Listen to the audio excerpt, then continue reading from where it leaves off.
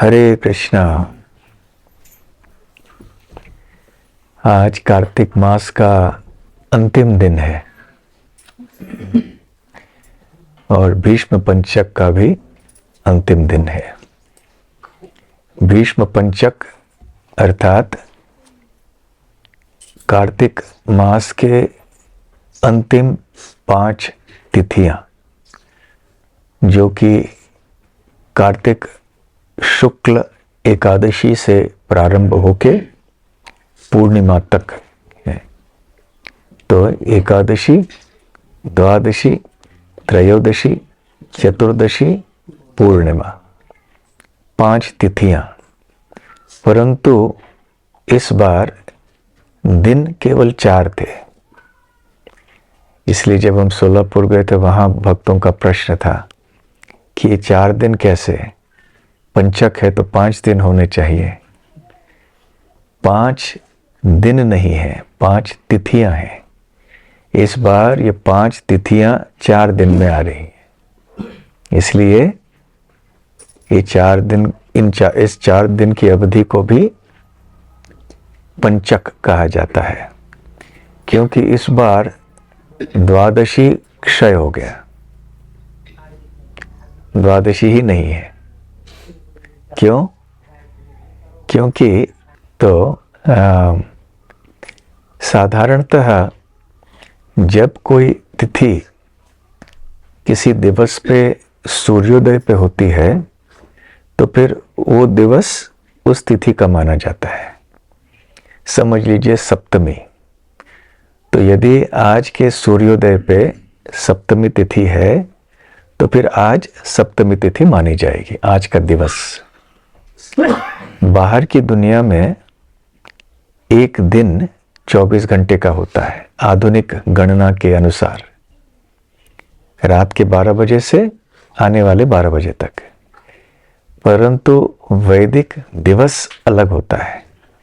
वैदिक दिवस आज के सूर्योदय से लेकर आने वाले कल के सूर्योदय तक है,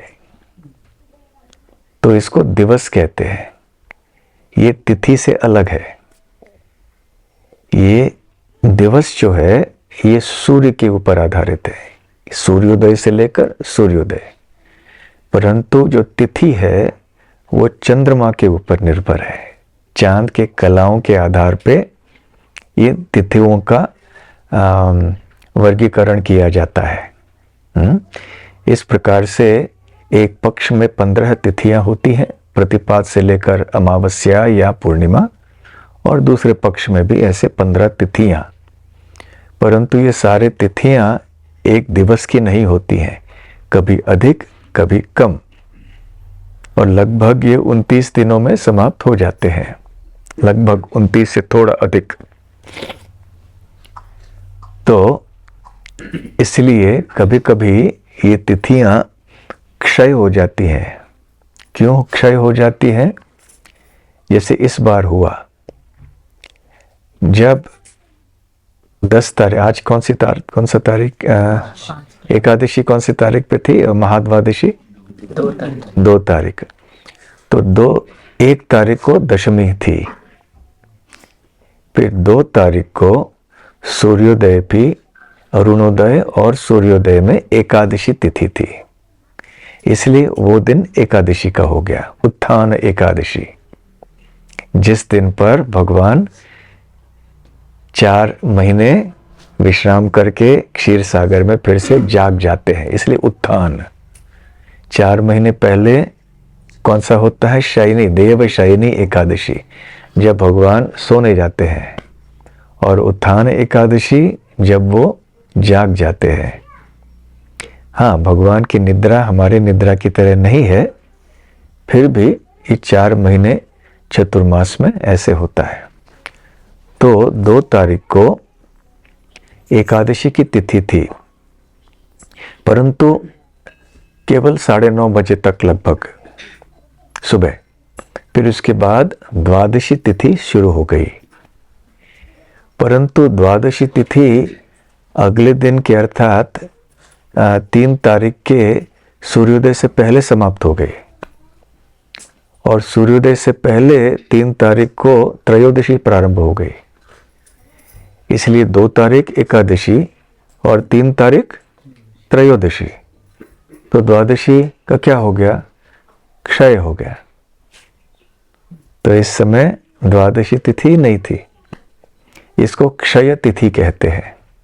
एक तिथि क्षय हो जाती है। और इसलिए ये जो 2 तारीख है, 2 तारीख का दिवस, अर्थात 2 तारीख के सूर्योदय से लेकर 3 तारीख के सूर्योदय तक, इस दिवस को त्रिस्पृशा महाद्वादशी कहा गया। महाद्वादशी 8 प्रकार के होते हैं। जो विशेष प्रकार के द्वादशी होते हैं अनेक कारणों से, उनको महाद्वादशी कहते हैं। तो ये जो महाद्वादशी थी, ये त्रिस्पृशा महाद्वादशी। क्यों ऐसे? क्योंकि 3 तिथियों का स्पर्श एक ही दिवस में हुआ। 2 तारीख पे जब सूर्योदय हुआ तो एकादशी तिथि थी, फिर द्वादशी तिथि भी 2 तारीख को हुई, परंतु 3 तारीख के सूर्योदय के पहले त्रयोदशी शुरू हो गई, तो त्रयोदशी भी थी इस दिवस में, सूर्योदय से सूर्योदय के अंतर में। इसलिए 2 तारीख के सूर्योदय से 3 तारीख के सूर्योदय में 3 तिथियों का स्पर्श हुआ, इसलिए त्रिस्पृशा या स्पर्शा महाद्वादशी। और ये जो महाद्वादशी होते हैं, और ये बहुत, और खास करके त्रिस्पृशा महाद्वादशी, ये बहुत शक्तिशाली माने जाते हैं, बहुत पावन माने जाते हैं। और ये त्रिस्पृशा महाद्वादशी का पालन करने से अनेक एकादशियों का पालन करने का लाभ मिल जाता है। तो तरह तरह के महाद्वादशी आप वैष्णव दिनदर्शिका में पढ़ चुके होंगे नाम। तो इनके अलग अलग लक्षण होते हैं, परंतु ये जो द्वादशी हुई, ये महाद्वादशी थी, त्रिस्पृशा महाद्वादशी। ठीक है। तो इसलिए क्योंकि एक तिथि क्षय हो गई, इसलिए 5 तिथियां तो हुई, लेकिन दिवस 4। ठीक है। तो इसलिए ये अभी थोड़े दिन पहले ये त्रिस्पृशा महाद्वादशी हुई, और उस उत्थान एकादशी से लेकर अभी कार्तिक पूर्णिमा तक ये भीष्म पंचक है। अब भीष्म पंचक में, इस समय में भीष्म देव ने तपस्या की थी, एक व्रत का पालन किया था भगवान कृष्ण को प्रसन्न करने के लिए। इसलिए उनके पीछे इस व्रत का नाम भीष्म पंचक रखा गया है। परंतु इस भीष्म पंचक के संबंध में थोड़ा सा विवाद भी है, या थोड़ी विचारधाराएं भी इस प्रकार की हैं कि यदि भीष्म, क्योंकि ऐसे कहा जाता है कि भीष्म देव ने अपने जीवन के अंतिम दिनों में, जबकि वो मृत्यु की प्रतीक्षा कर रहे थे, तीरों की शैया पे लेटे हुए, उस समय उन्होंने ये व्रत, इस व्रत का पालन किया था। परंतु ये जो धारणा है, इसमें एक समस्या है। क्या समस्या है, आप कोई बता सकते हैं? हाँ, अभी तक मोक्षदा एकादशी हुआ है, मतलब युद्ध ही नहीं हुआ। हाँ, उसके पहले ये भीष्म पंचक कब है? कार्तिक के अंतिम 5 तिथियों में, और इसके बाद आने वाले महीने में फिर मोक्षदा एकादशी आएगी। मोक्षदा एकादशी पे भगवद गीता बोली गई थी। उसके बाद 18 दिन युद्ध हुआ, परंतु 18वें दिन नहीं, 10वें दिन पर भीष्मदेव गिर पड़े, और फिर वो तीरों की शैया पर ही लेटे हुए थे। ठीक है। और ऐसे बताया जाता है कि जैसे भीष्मदेव गिरे, तो तीरों की शैया पर वो लगभग 56 या 58 दिन तक वो रहे। उसके बाद उत्तरायण आने के बाद फिर उन्होंने प्राण त्याग दिए। ठीक है। तो फिर आज जब कार्तिक महीने का अंत है, अभी तक भगवत गीता भी नहीं बोली गई थी, युद्ध नहीं हुआ था, भीष्मदेव तीरों की शैया पे नहीं लेटे थे, तो फिर कैसे उन्होंने अपने अंतिम 5 दिनों में ऐसे व्रत किया? या तो फिर 300 दिन बाद में उन्होंने फिर से ये व्रत किया? नहीं, उतने समय तो जागे नहीं वो। तो ये एक विरोधाभास है। तो इसका समन्वय कैसे किया जाए, कोई बताएंगे? तो इसका उत्तर ये है, एक ही निष्कर्ष निकलता है इससे कि भीष्मदेव ने अवश्य इस व्रत का पालन किया था। भीष्मदेव ने कार्तिक महीने की इन 5 तिथियों में अवश्य तपस्या की थी भगवान को प्रसन्न करने के लिए, परंतु वो उनके जीवन में किसी अन्य समय पर होगा। हो सकता है उन्होंने प्रतिवर्ष भी ऐसे किए होंगे, प्रत्येक कार्तिक वर्ष के अंतिम 5 तिथियों में किए होंगे, परंतु ऐसा आवश्यक नहीं है कि मृत्यु की शैया पर, तीरों की शैया पर ही उन्होंने इस व्रत का पालन किया। भीष्मदेव ने ये व्रत का पालन किया, लेकिन आवश्यक नहीं है कि केवल उस समय उन्होंने किया जब उनकी मृत्यु आने वाली थी। हो सकता है कुरुक्षेत्र युद्ध आरंभ होने के एक थोड़ी देर पहले इन्होंने किया, फिर भगवत गीता बोली गई, युद्ध हुआ, फिर उनका देहांत, उनका प्राण त्याग आज से लगभग 2 महीने बाद में होगा। तो भीष्मदेव ने अभी तपस्या की होगी, परंतु इसको उनके मृत्यु से, उनके देह त्याग से जोड़ने की आवश्यकता नहीं है। आप समझ रहे हैं बात को? हाँ, तो इसलिए भीष्म पंचक की बात हमें याद रखनी है। तो इस भीष्म पंचक के बहुत लाभ हैं, बहुत ऐसा समय है जिसमें तपस्या, भगवान की भक्ति अधिक करने से अधिक लाभ प्राप्त होता है, आध्यात्मिक लाभ। यहाँ तरह तरह की तपस्याएं भक्त लोग करते हैं। जो तपस्या या व्रत या उपवास आदि है, इसके कई स्तर हो सकते हैं। जैसे जैसे भक्तों की इच्छा वैसे वैसे वो तपस्या कर सकते हैं। यदि किसी को वास्तव में भीष्म पंचक का पालन करना है तो आपको क्या करना है? भीष्म पंचक इन 5 तिथियों में पहले तिथि में आपको केवल गोबर खाना है, ठीक है? कबूल?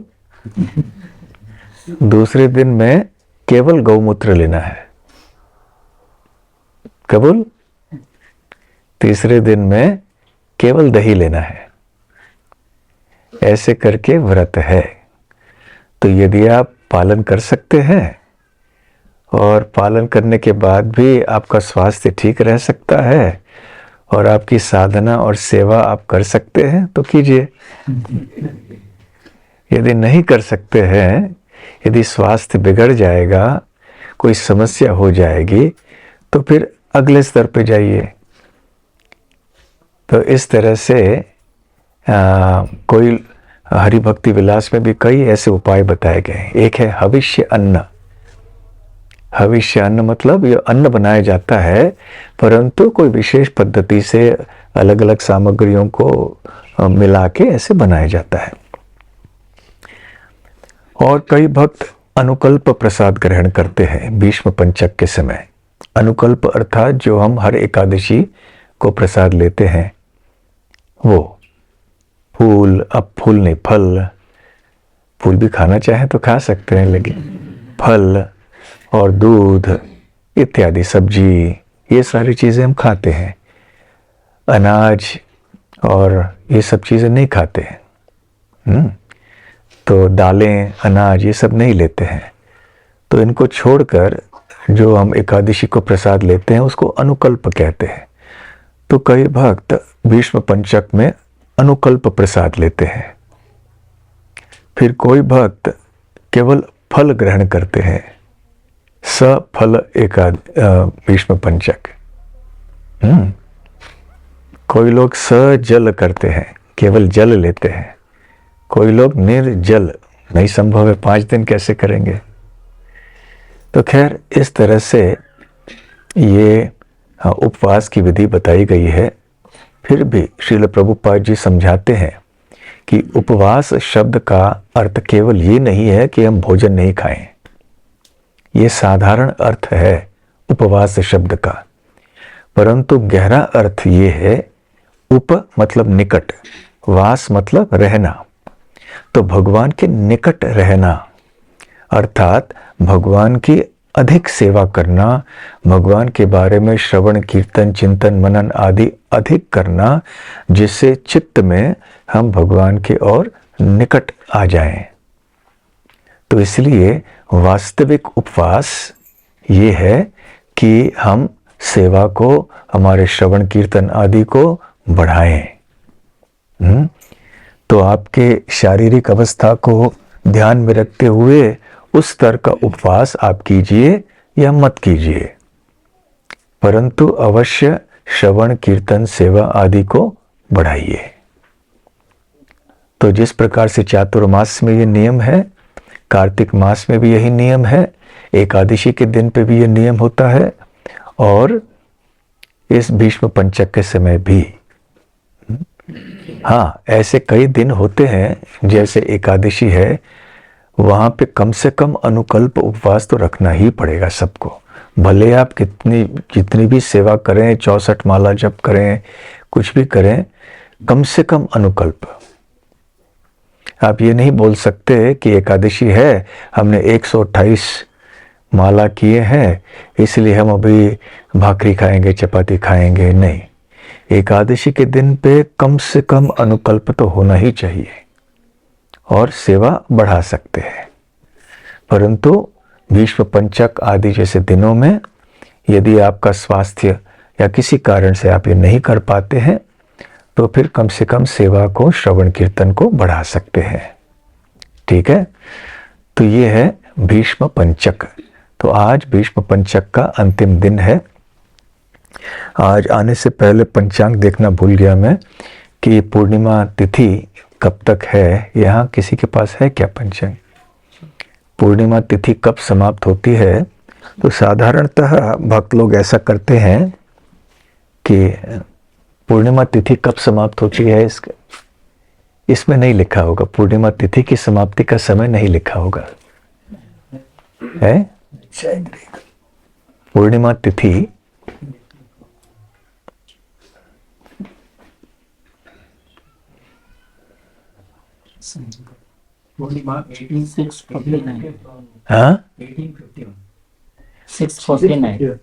पूर्णिमा तिथि समाप्त होती है।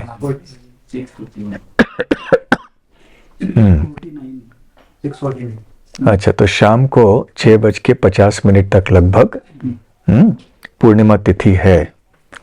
तो भक्त लोग क्या करते हैं कि आज के दिन फिर उपवास को तोड़ते हैं, जिन्होंने उपवास रखा हुआ है और जिन्होंने चातुर्मास के लिए व्रत रखे हैं, वो उन व्रत का भी पारण करते हैं।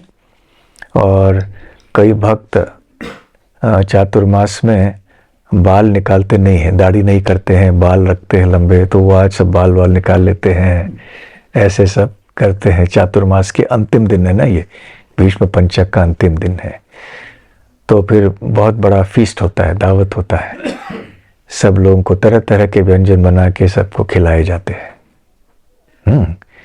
तो ये भीष्म पंचक के अंतिम दिन में, जो कि कार्तिक महीने का भी अंतिम दिन है, चातुर्मास्य का भी अंतिम दिन है, ये इस तरह से भक्त करते हैं। साथ साथ में आज के इस अंतिम दिन में, कार्तिक महीने के अंतिम दिन में तुलसी शालिग्राम विवाह भी होता है। यद्यपि गौड़ीय वैष्णव संप्रदाय में हम इसको इतने मनाते कुछ खास नहीं है। बाहर के समाज में बहुत सारे लोग तुलसी विवाह का अनुष्ठान मनाते हैं। हमारे संप्रदाय में इस पे कोई ऐसे खास जोर नहीं दिया जाता। फिर भी तुलसी महारानी का गुणगान करना, शालिग्राम शीला का गुणगान करना, ये बहुत आवश्यक है। तो जिस प्रकार से गोवर्धन शिला वैष्णवों के लिए कृष्ण भक्तों के लिए बहुत महत्वपूर्ण है, उसी प्रकार से ब्राह्मणों के लिए शालिग्राम शिला बहुत महत्वपूर्ण है। तो ये वैदिक सभ्यता में देखा जाता था कि हर एक ब्राह्मण के घर में शालिग्राम शिला तो होनी ही चाहिए। अन्यों के घर में भी हो सकते हैं, परंतु ऐसे शालिग्राम शिला की रोज उपासना करके, शालिग्राम शिला को भोग आदि चढ़ा के, अभिषेक आदि करके प्रतिदिन उनकी सेवा होती थी। ऐसे प्रथा थी। तो ये शालिग्राम शिला जो है, ये केवल एक स्थान में संपूर्ण पृथ्वी में पाए जाते हैं। वो है नेपाल में गंडकी नदी में। वहाँ की शिलाएं जो होती हैं वो शालिग्राम शिलाएं कहलाती है। और तरह तरह के शालिग्राम शिलाएं होती हैं, और जैसे जैसे उन शिलाओं के ऊपर चिन्ह हैं, वैसे वैसे अलग अलग इनको नाम दिए जाते हैं। जनार्दन शिला, श्रीधर शिला, नरसिम्हा शिला, हाँ, तो अलग अलग चिन्ह होते हैं, आश्चर्यजनक चिन्ह होते हैं कभी कभी। तो ये शालिग्राम शिलाएं, ये भी भगवान के रूप माने जाते हैं, भगवान विष्णु से अभिन्न माने जाते हैं। और तुलसी महारानी, पुराणों में ऐसे कथा है कि तुलसी महारानी ने भगवान विष्णु से इस रूप में विवाह किया था, शालिग्राम शिला। हालांकि ये बहुत अपने आप में ही लंबी कथा है बहुत, और कभी कभी थोड़ी भ्रमित कराने वाली भी कथा है, परंतु जो भी हो, तो तुलसी महारानी और शालिग्राम शिला का विवाह इस दिन पे होता है, और इसलिए कई लोग वैदिक सभ्यता में इस दिवस को भी मनाते हैं विवाह के साथ साथ। तुलसी महारानी का भी बहुत महत्व है। वैसे भी साधारणतः वैष्णवों के लिए बहुत महत्वपूर्ण है, परंतु आज के दिन में भी और कार्तिक महीने में अधिक महत्व रखता है। अभी अंतिम 2 दिन, अभी हम राधा गोकुलानंद मंदिर में कथा कर रहे हैं कार्तिक के अंतिम 2 दिनों में। तो कल शाम को कथा हुई थी और आज शाम को भी करेंगे, और विषय है तुलसी महारानी की महिमा। तो कल हम ये मंदिर में बता रहे थे कि कैसे तुलसी महारानी वैष्णवों के लिए प्रिय इसलिए है कि तुलसी महारानी श्री कृष्ण के लिए बहुत प्रिय है। नमो नमो तुलसी, कौन सा हम सुबह सुबह क्या गाते हैं? तुलसी कृष्ण प्रियसी नमो नमो, तुलसी कृष्ण प्रियसी नमो नमः। तो हम तुलसी का नमन करते हैं जो कि श्री कृष्ण के लिए बहुत प्रिय हैं। तो तुलसी केशव प्रिया या कृष्ण प्रिया है, और क्योंकि वो श्री कृष्ण के लिए इतनी प्रिय है, इसलिए हमारे लिए भी बहुत प्रिय है। क्योंकि जब हम श्री कृष्ण को प्रसन्न करना चाहते हैं तो अवश्य हमें भी उन चीज़ों से प्रेम करना चाहिए जिनसे श्री कृष्ण प्रेम करते हैं। क्योंकि श्री कृष्ण तुलसी महारानी को इतना चाहते हैं, गाय को भी इतना चाहते हैं, इसलिए हम भी तुलसी महारानी हो या गाय हो, इनकी सेवा करते हैं, और इतना हम भी इनसे प्रेम करते हैं। तो तुलसी महारानी के कई औषधि गुण आदि भी हैं और अन्य गुण भी हैं, परंतु श्रील प्रभुपाद जी समझाते हैं कि हम तुलसी महारानी को महत्व इसीलिए नहीं देते हैं कि तुलसी महारानी से हमारी खांसी ठीक हो जाए, जुकाम ठीक हो जाए, या अन्य कोई औषधि गुण इसमें है। नहीं, तुलसी महारानी का महत्व ये है कि उनके दल, मंजरी आदि श्री कृष्ण के चरण कमलों में अर्पण किए जाते हैं, और भगवान श्री कृष्ण बहुत प्रसन्न होते हैं जब तुलसी दल और मंजरी उनको अर्पण किए जाते हैं। तो श्रील प्रभुपाद जी कहते हैं कि यदि तुलसी महारानी के दल और मंजरी श्री कृष्ण के चरण कमलों में अर्पणीय न होते तो फिर तुलसी महारानी और अन्य पौधों में कोई अंतर नहीं होता, फिर तुलसी महारानी भी साधारण ही होती कोई। क्योंकि तुलसी महारानी के दल और मंजरी भक्ति के दृष्टि से इतने मूल्यवान है और श्री कृष्ण के चरण कमलों में अर्पण किए जाते हैं, जिससे कि श्री कृष्ण प्रसन्न होते हैं, इसलिए तुलसी महारानी इतनी महत्वपूर्ण है। तो भगवान श्री कृष्ण को यदि हमने केवल तुलसी अर्पण कर ले, एक पन्ना, एक पत्ता, एक दल, फिर भी भगवान बहुत प्रसन्न हो जाते हैं। तो ये बहुत ही महत्वपूर्ण बात है भक्तों के लिए। कल हम ये भी चर्चा कर रहे थे कि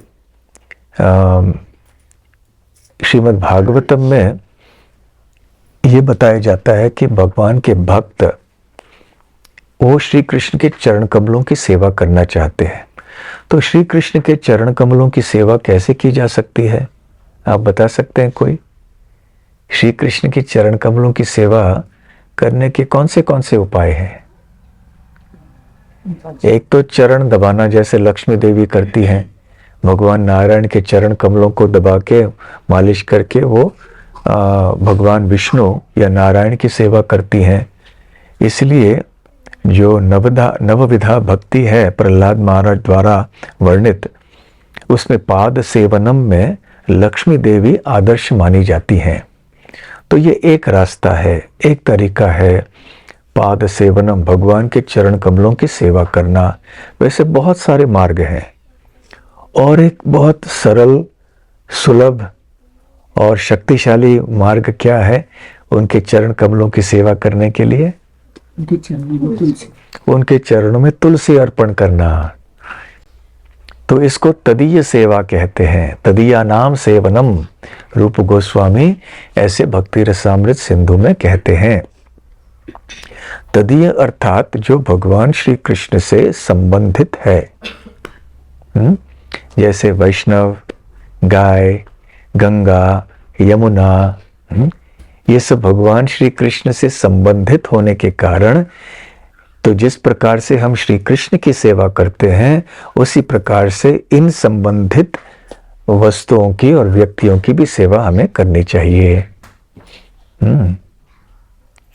तो ऐसे जब हम तुलसी महारानी की सेवा करते हैं और उनको भगवान श्री कृष्ण के चरण कमलों में अर्पण करते हैं, तो ये पाद सेवनम हो जाता है, भगवान श्री कृष्ण के चरणों की सेवा। और विशेष रूप से भक्त लोग क्या पसंद करते हैं कि तुलसी के साथ साथ चंदन का लेप भी लगा के फिर भगवान के चरणों में लगाते हैं। और इससे भक्तों को प्रभुपाद जी कहते हैं बहुत अधिक आनंद होता है, बहुत ज्यादा आनंद होता है। और श्रील प्रभुपाद कहते हैं कि जो लोग भक्त नहीं है, जिनको भक्ति के तौर तरीकों के बारे में या पद्धतियों के बारे में या भक्ति मार्ग के बारे में कोई जानकारी नहीं है, उनको कोई श्रद्धा नहीं है, वो लोग आश्चर्यचकित हो जाते हैं कि अरे ये भक्त क्या करते हैं, ये तो एक प्रतिमा है, वो तो भगवान को तो भगवान की मूर्ति को भगवान नहीं मानते, वो केवल प्रतिमा मानते हैं, इसको पत्थर है ये तो। एक पत्थर की प्रतिमा को किसी पेड़ के पत्तों से, किसी पौधे के पत्तों से अर्पण करते हैं, उनको आनंद आता है। ये क्या है, उनको समझ में नहीं आता ये कि इतना आनंद इनको क्यों मिल रहा है। तो उसी प्रकार से भक्तों को भी आश्चर्य लगता है कि अरे ये लोग इतना ये पीते हैं, क्या आनंद मिलता है इनको इसमें। और उनको लगता है अरे ये भक्त है, उनको पता नहीं कितना स्वाद मिल रहा है उनको इसमें, कितना आनंद आ रहा है। हाँ, तो दोनों रात दिन का अंतर दोनों में है। या निशा सर्वभूता नाम श्लोक जानते हैं ना आप। तो भक्तों के लिए जो दिन है, अभक्तों के लिए रात्रि है, और अभक्तों के लिए जो दिन है, भक्तों के लिए रात्रि है।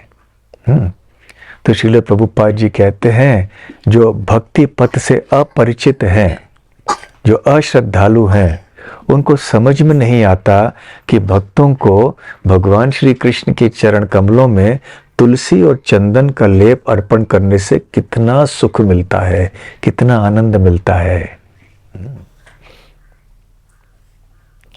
और श्रीमद् भागवतम में ये भी बताया गया है कि लक्ष्मी देवी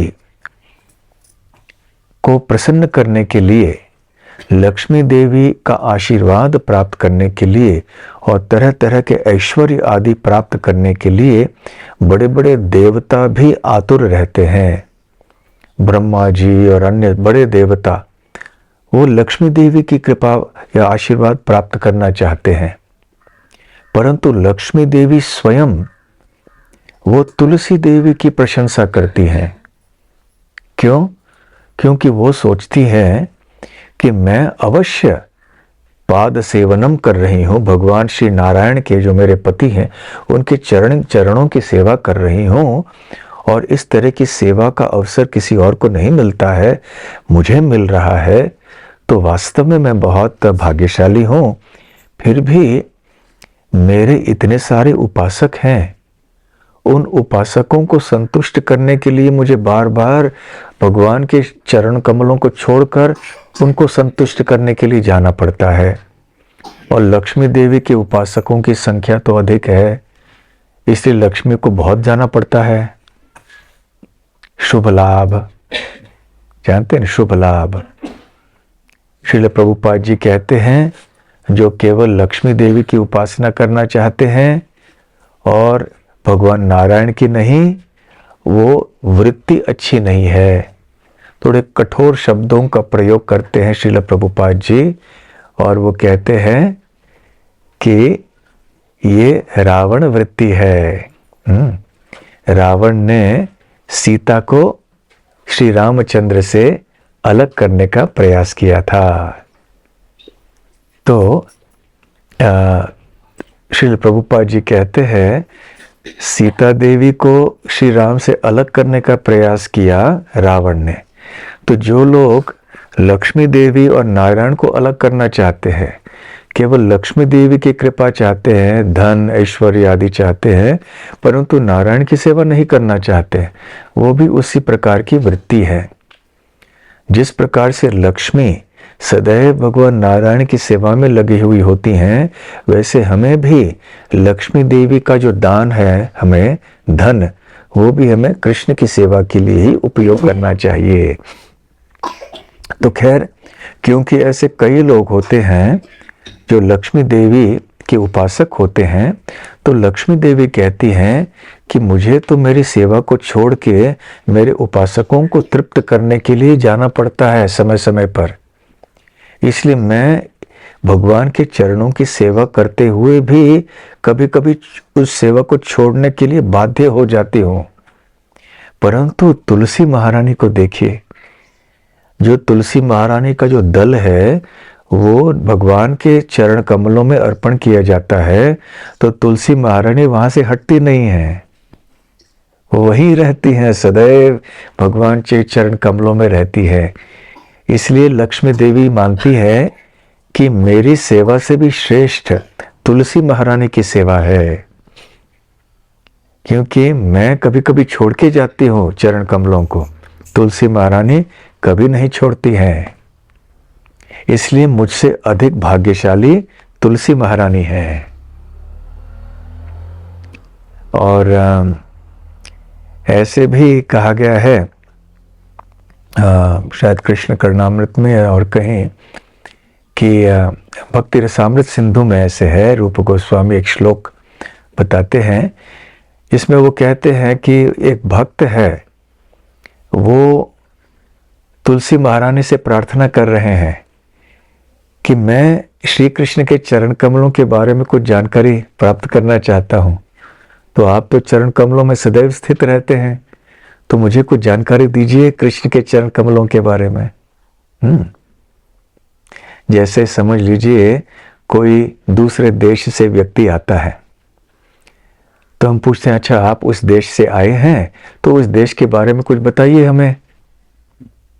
तो उसी प्रकार से तुलसी महारानी भगवान के चरण कमलों में रहती हैं, उनका निवास स्थान वो है। तो इसलिए भक्त तुलसी महारानी से पूछ रहे हैं कि हमें कोई प्रार्थना जानकारी दीजिए भगवान के चरण कमलों के बारे में, क्योंकि जो भक्त होते हैं वो भंवरों के समान होते हैं, मधुमक्खी, और वो गूंजते रहते हैं, उनका वो मंडराते रहते हैं भगवान के चरण कमलों के पास, क्योंकि वो भगवान श्री कृष्ण के चरण कमलों का स्वाद लेना चाहते हैं। परंतु तुलसी महारानी तो वहीं पे स्थित हैं।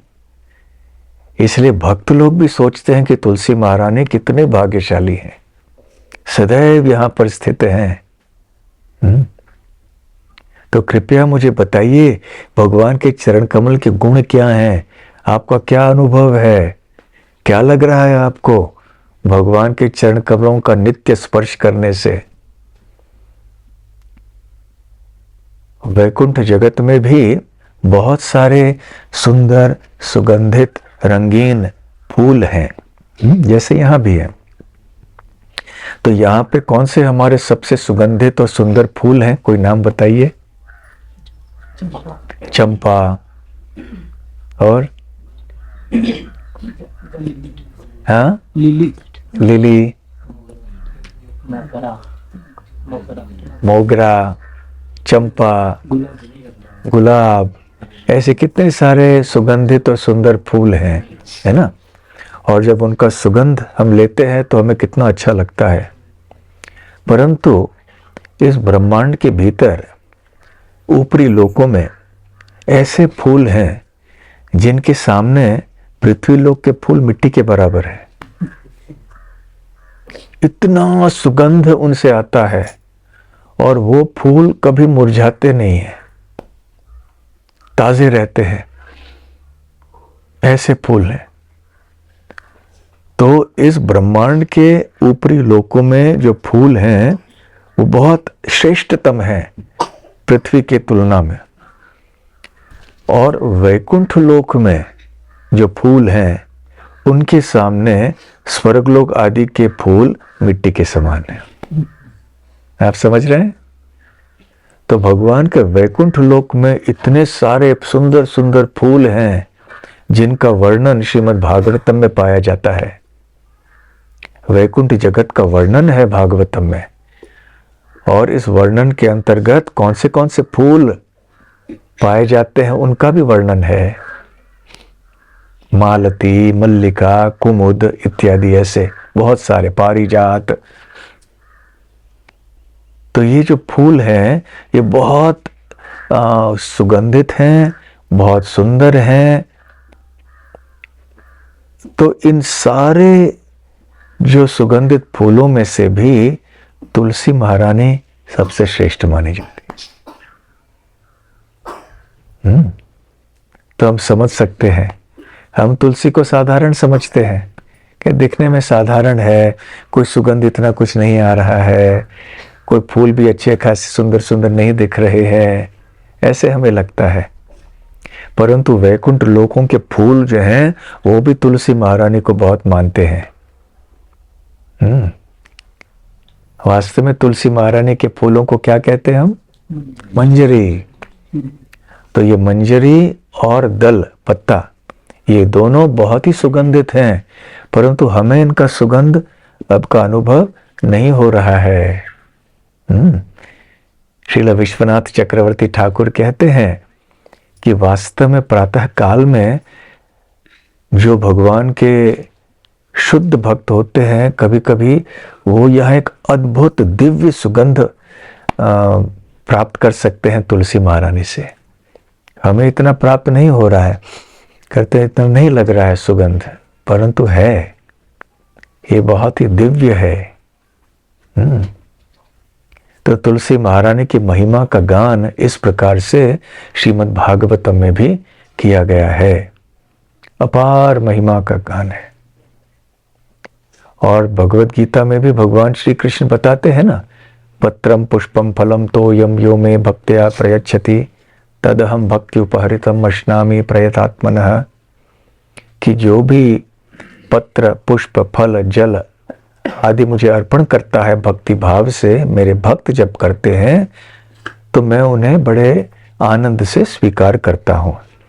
तो श्रील प्रभुपाद जी बतलाते हैं, ये पत्रम पुष्पम फलम तोयम में जो पत्र है ये विशेष रूप से ये तुलसी के दल का संबोधन करता है, का संकेत करता है। तो तुलसी के दल को अर्पण करेंगे भगवान को तो भगवान संतुष्ट हो जाते हैं। इसलिए देखिए, भगवान को प्रसन्न करने के लिए कोई कठिनाई नहीं है। कोई ये नहीं कह सकता कि मैं धनी नहीं हूँ, मेरे पास पैसा नहीं है, मैं शिक्षित नहीं हूँ, मैं तपस्वी नहीं हूँ, मेरे पास समय नहीं है। कोई ऐसे नहीं कह सकता। कौन ऐसा है जो कि तुलसी महारानी को उगा नहीं सकता है अपने घर में? और फिर तुलसी महारानी का एक दल लेके जब भगवान को भोग चढ़ाएंगे, हर एक सामग्री में एक एक तुलसी दल या मंजरी अर्पण कर रख के भगवान को अर्पण किया जा सकता है और भगवान तो संतुष्ट होंगे। तो इसमें क्या कठिनाई है? कोई नहीं बोल सकता कि भक्ति केवल धनी लोगों के लिए है। गरीब से गरीब व्यक्ति भी तुलसी महारानी को उगा के तुलसी दलों को लेके भगवान को अर्पण कर सकता है। इसलिए कितना आसान है ये। और जब ऐसे तुलसी दल भक्ति भाव से अर्पण किया जाता है भगवान को, तो भगवान इतने प्रसन्न हो जाते हैं कि अपने आप को समर्पित कर देते हैं उस भक्त के प्रति। तुलसी दल मात्रेण जलस्य चुलुकेन वा विक्रीणिते स्वमात्मानं भक्तेभ्यो भक्तवत्सलः। अद्वैत आचार्य ने भी नवद्वीप में भगवान की स्तुति इससे की, भगवान की उपासना आराधना इससे की। उनके शालिग्राम शिला के सामने वो तुलसी दल और गंगा जल अर्पण करते गए और भगवान से निवेदन किया, उनसे याचना की कि आप कृपया अवतीर्ण होइए शीघ्रातिशीघ्र, क्योंकि यहाँ दशा बहुत खराब है, लोगों को भक्ति में रुचि नहीं है, तो आप जल्दी आ जाइए यहाँ पर और भक्ति की स्थापना कीजिए। इसलिए श्री कृष्ण चैतन्य महाप्रभु के रूप में आए। तो उस समय अद्वैत आचार्य ने और हरिदास ठाकुर ने भी इस श्लोक का उच्चारण किया था कि तुलसी महारानी को अर्पण करते करते शालिग्राम शिला में उन कहने लगे कि आप कृपया पधारिए, आप प्रकट हो जाइए। और श्री कृष्ण इतने प्रसन्न हुए कि फिर वो प्रकट हो गए। इस प्रकार से तुलसी महारानी की महिमा का गान अभी और बहुत कुछ कर सकते हैं, कह सकते हैं। तो समय क्या हुआ अभी? 10:30। अंतिम में एक दो छोटी बातें ही कहें कि आज निम्बार्काचार्य का आविर्भाव दिवस है कि आविर्भाव दिवस है कार्तिक महीने के अंत में। तो आप जानते हैं कि 4 वैष्णव संप्रदाय हैं और इन वैष्णव संप्रदायों में संप्रदाय आचार्य भी हैं। तो ब्रह्म संप्रदाय, ब्रह्मा जी से प्रारंभ होने वाली संप्रदाय, जिसके संप्रदाय आचार्य हैं मध्वाचार्य। फिर शिव जी से प्रारंभ होने वाला एक संप्रदाय है जिसको रुद्र संप्रदाय कहते हैं। उसके संप्रदाय आचार्य कौन हैं? विष्णु स्वामी। और फिर लक्ष्मी देवी से प्रारंभ होने वाली एक संप्रदाय है जिसको श्री संप्रदाय कहते हैं और इनके मुख्य आचार्य हैं श्रील रामानुजाचार्य। उसी प्रकार से चौथा वैष्णव संप्रदाय है जो कि चतुष्कुमारों से प्रारंभ होता है और इसके प्रमुख आचार्य कौन हैं? निम्बार्काचार्य। तो कुमार संप्रदाय के ये आचार्य हैं। निम्बारकाचार्य ने वृंदावन के भाव में गोपियों की और श्रीमती राधा रानी की सेवा करने के लिए के ऊपर बहुत जोर दिया। तो श्री चैतन्य महाप्रभु ने विशेष करके निम्बारकाचार्य के संप्रदाय से ये गोपियों की सेवा और जो गोपी भाव है श्री कृष्ण की सेवा करने में, गोपियों की सेवा की महानता और गोपी भाव की जो विशेषता है, ये जो लक्षण हैं या शिक्षाएं हैं या भाव हैं, इनको उन्होंने निम्बार्क संप्रदाय से स्वीकार किया। चारों वैष्णव संप्रदायों में से चैतन्य महाप्रभु ने थोड़े थोड़े दो दो गुण लिए। तो इसलिए निम्बार्काचार्य का संबंध वृंदावन से बहुत गहरा है। तो आज उनका आविर्भाव दिवस है और कोई दिन अभी त्रिपुरारी पूर्णिमा श्री कृष्ण रस यात्रा है ना, तो श्री कृष्ण ने रासलीला आज भी की थी। जैसे आश्विन पूर्णिमा में भी उन्होंने की थी, शरद पूर्णिमा, तो आज की तिथि पर भी उन्होंने रासलीला आदि की थी।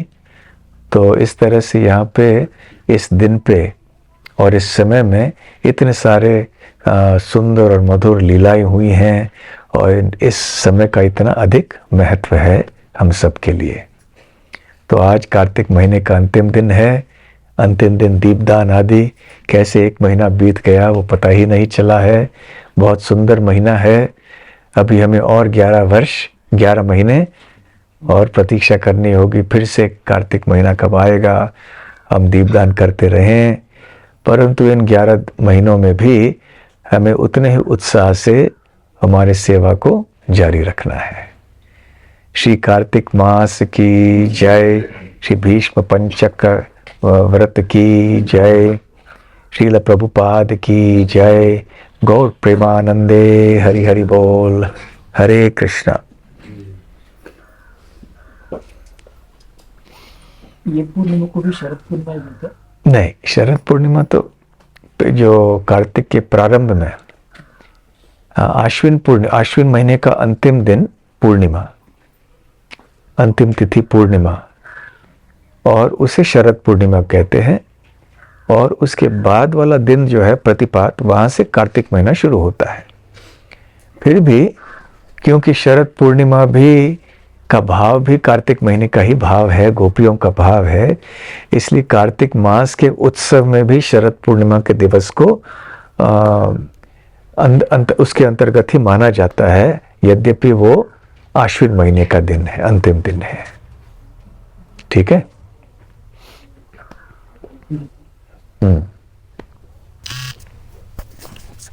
जैसे पद्म पुराण में या अन्य इसमें शास्त्र में कहा जाता है कि सत्यभामा बोलती है भगवान श्री कृष्ण से कि मैं कितना पुण्य किया हूँ ताकि मुझे पति जैसे मिले आप, श्री कृष्ण से कहते हैं।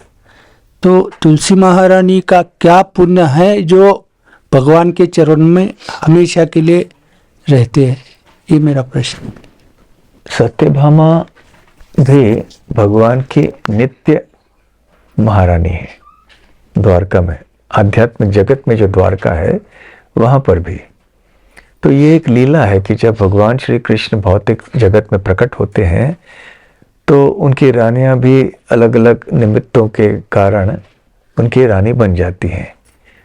जिस प्रकार से श्री राम ने सीता देवी के स्वयंवर में उनका हाथ जीत लिया। परंतु ये तो एक लीला यहाँ के लिए है, पृथ्वी लोक के लिए है। परंतु आध्यात्मिक जगत में श्री राम और सीता देवी सदैव साथ में रहते हैं। ठीक उसी प्रकार से श्री कृष्ण और सत्यभामा देवी, रुक्मिणी देवी आध्यात्मिक जगत के द्वारका में वो निवास करते हैं। उसी प्रकार से तुलसी महारानी भी नित्य रूप से भगवान श्री कृष्ण की संगिनी है। वो सदैव श्री कृष्ण के साथ में अनादिकाल से। ऐसे कोई पुण्य करने का कोई प्रश्न ही नहीं उठता। यद्यपि ये एक पृथ्वी लोक में प्रकट होने के कारण इस तरह की भाषा का प्रयोग किया जाता है, सोचते हैं कि मैंने क्या किया होगा कि मुझे ऐसे पति मिले या इनकी सेवा मिली, ये वो हम सब के लिए है। परंतु तुलसी महारानी, सत्यभामा देवी, रुक्मिणी देवी, ये सब श्री कृष्ण के पार्षदा हैं। ठीक है। हाँ, करने के एकादशी का व्रत लेने के संबंध में महाराज जी, मतलब कि व्रत तो कभी कभी बोलते हैं कि पहले दिन के रात, दशमी तिथि के रात से होता है करके बोलते हैं। तो यहाँ पर आपने बोला कि वो जो तिथि दिवस सूर्योदय से होता है, तिथि तो कभी भी चालू होता है। तो अभी महाद्वादशी है, कभी कभी दशमी तिथि में भी शुरुआत होती है एकादशी, तो उस समय पे फिर व्रत को कैसे पालन कर सकते हैं एकादशी का खास करके? साधारणतः जिस दिवस में एकादशी तिथि है, ब्रह्म मुहूर्त पे जहां एकादशी तिथि है, उस दिवस पर हम उपवास करते हैं। और कभी कभी जैसे महाद्वादशी आते हैं तो एकादशी पे उपवास न करके महाद्वादशी पर उपवास करते हैं। तो जो भी आप बोल रहे हो कि हम एकादशी के व्रत का पालन दशमी से शुरू करना है, ये एक सर्वसाधारण नियम है कि हम लोग एकादशी से शुरू करते हैं। परंतु यदि किसी को बहुत सख्ती से पालन करना है तो एकादशी से पहले जो दशमी है, दशमी में भी एक बार भोजन लेना चाहिए, फिर एकादशी को निर्जल उपवास, फिर द्वादशी को करना। तो आजकल आधुनिक काल के लोगों के लिए संभव शायद ना हो, इसलिए तिथि के अनुसार फिर हम चलते हैं, तपस्या करते हैं। ठीक है। एक अनाउंसमेंट था। हाँ। आज हमारे पीछे रेणु कृष्ण प्रभु जी आए हैं, तो उन्होंने आज दोपहर का प्रसाद पुरस्कृत किया है सभी गोकुलधाम वासियों के लिए। जय हो। तो सभी गोकुलधाम वासियों से निवेदन है कि आप सब उपस्थित रहे और एक बार रेणु कृष्ण प्रभु जी के लिए धन्यवाद व्यक्त करेंगे 3 बार हरि बोल। हरि बोल, हरि बोल, हरि बोल। रेणु कृष्ण प्रभु सेवा भाव में बहुत है। सब जगह जहां भी जाते हैं वैष्णवों की सेवा करना चाहते हैं, स्वयं आके करते हैं। इस बार जो यात्रा हुई जगन्नाथपुरी में, उस समय स्वयं रसोई घर को संभाल के पूरी सेवा करके भक्तों को बढ़िया से बढ़िया प्रसाद खिलाने में उन्होंने बहुत महत्वपूर्ण योगदान किया। तो रेणु कृष्ण प्रभु का भी स्वागत है आज, और राजेश्वर प्रभु के पिताजी भी यहाँ पे आज आए हैं। हाँ? हरे कृष्णा। भांजी भी आई है, पिताजी भी है, और उनके भाई भी आए हैं। हरे कृष्णा। तो आप सबका भी हार्दिक स्वागत हो।